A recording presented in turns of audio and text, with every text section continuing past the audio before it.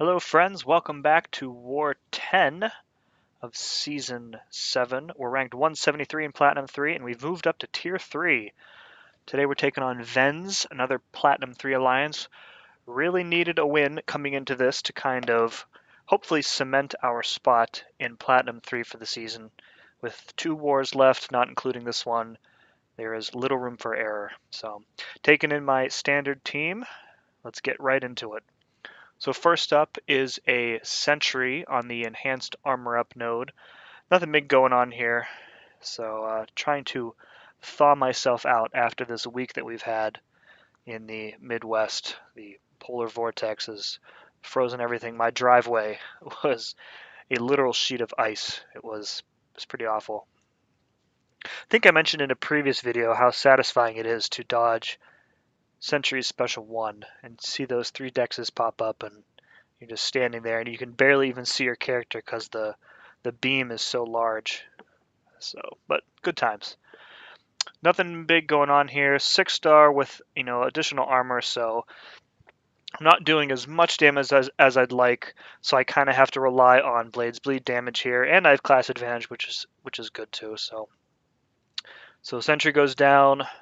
I don't think I took much chip damage there either, which is great. Moving on. So look who we have here. It's another Kingpin. All right. This is exciting. I've never fought a Kingpin on this node before. So since we're in Tier 3 and need a win really bad, I put on a medium attack boost and I think a medium champion boost and a little attack boost. And I think I kind of sit here and think about if I want to do anything else. But I just stick with those two. Should be more than enough. I've taken Kingpins out on this node many times this season with less boost. However, that is the first time in a long time that I actually get parried by a Kingpin after the initial parry stun. So that was unpleasant, and his combo took off about 30% of my life. Luckily, I don't need Blade beyond this fight, so plus I can always regen back up if I need to. But you can see my initial S2 there took off half his health with the boost, so really in a good place. He does eat one of the bleeds on my S1, which is, it is what it is. Still baiting out the S1s here, getting some power from that bleed. At this point, I'm pretty much just cycling the S1s because it's pushing him over a bar of power, and then I can basically get into a cycle of do a 5-hit combo and then launch an S1 and then bait an S1, repeat as necessary. So it probably would have gone a little quicker if I had saved my S2, but then I would have had to parry, and maybe I was a little gun shy from that initial parry. I didn't want to waste time with that. So, all right, moving on. I was pretty convinced that this was going to be an Iron Man on the explosive armor, aggression armor, explosive personality, and aggression armor node. However, it's a Red Skull. So I don't think I fought a Red Skull in war. Definitely not this season. I don't know if I did last season. Nothing really going on here. You don't want to hit into Red Skull's block anyway, which makes it an extra curious placement because, the way that you avoid explosive personality is the same way that you want to fight Red Skull normally. So a bit of an interesting placement, not who I would have placed here. Maybe they're hoping that the extra armor plus his natural armor there prevents the damage, but most people take Void on this path anyway. So you can see I'm just melting him down slowly without hitting him. Don't want to push him to his special 2 because it is really irritating to dodge. His S1, very easy to dodge. So I do hold... Yeah, I do hold for the last debuff there, but my timing was a bit off, so I ended up just throwing it before I got to my S2. Other than that, nothing really going on here. His armor is really not any concern to me because the degen is direct damage and it bypasses it. So Red Skull goes down with little problem. So that wasn't an Iron Man. I was like, okay, well this is probably an Iron Man because everybody, when I see a tech champ on this path, I usually just assume it's Iron Man, but it's a Sentinel. And I haven't fought a Sentinel Man, it's been a while. It has been a while. Not this season, I don't think.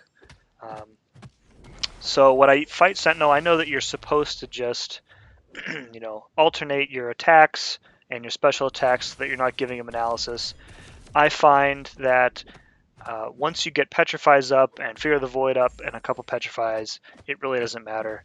Um, Even at tier 3 and especially in tier 4, the avoiding the analysis charges is really more trouble than I feel like it's worth. So you see, I just play normally. Um, if this were like a power gain node, I probably would have played a bit differently. Um, the only real danger is if you get hit, it's going to hurt more. So, don't get hit, of course. And he doesn't use all of his power when he uses a special attack, which is fine because both of his attacks can be punished, and that lets me cycle to another special on him quicker. His heavy attacks are unstoppable, as you saw there, but the unstoppable does not last for the entirety of the animation, and therefore you can still punish his heavy attack if you come in at the right time. So just baiting these S2s, this is just, I do this 50 times a week in AQ, so fighting Sentinel is really not a problem at all. Go back in for the final hit there, and Sentinel is down. Alright, so last up on my path is a Green Goblin, a duped Green Goblin. So hopefully I don't have another fight like I did last war, where I took an S2 to the face and was probably only saved because he wasn't duped. So in a bit trouble getting the parry off. I get parried again, similar to Kingpin. Well, so what had happened there when I went back and reviewed? So he hit into my block with a double medium, and I think I was a little bit too hesitant and indecisive in deciding whether I should go in. Went in, half a second too late, and he made me pay for it. So it kind of changes the complexion of the fight a little bit more because I have less leeway now for mistakes. I do get the Petrify up right away, my first debuff, so I have, if I need to launch a special, it's not going to give him a full bar power, which is nice. I can feel myself kind of getting backed up here slowly, so I'm saving my S3 just in case I need to push him all the way back against the other side of the wall. And he's being a little bit liberal with his S1s now, so that is good news for me as well. The last war I had trouble baiting that S2, and then that's when I got nailed. So you see I'm getting backed up, backed up, backed up. Dodge that pumpkin bomb. Going back in with a 5-hit combo. Back in again. So the degen I have working up now. I've got 2 Petrifies up, so his healing is turned off. I think at one point here, I realized that it's safe to just, go ahead and call in Sentry for backup, just so I can make the fight go a little faster. You see, I mean, not really. I know I'm not going to time out, but I do have a minute and change remaining. So I just, I don't want to risk it, especially if I take another combo, which would extend the length of time that he's alive. So I get backed up to the wall, immediately just, say screw it, throw my S3, call in Sentry for some backup. Open up that big ball of light. So that did a good chunk of damage, less than a minute remaining, not panicking, still very comfortable that I'm going to finish this fight. The degen is working, I've got the attack bonus from Fear the Void, and there he goes. So another good war. We did end up coming out on top. It was really close for about probably 2/3 of the war, and then we started to pull away. I feel like we had a couple really good defensive placements that caught them off guard. So this should move us up pretty decent amount in Platinum 3. 2 wars left in the season, so we'll see if we can maintain our status here. It's only going to stay difficult, for the last 2 wars. So I think we're up to the challenge. So thanks for watching, and see you next time.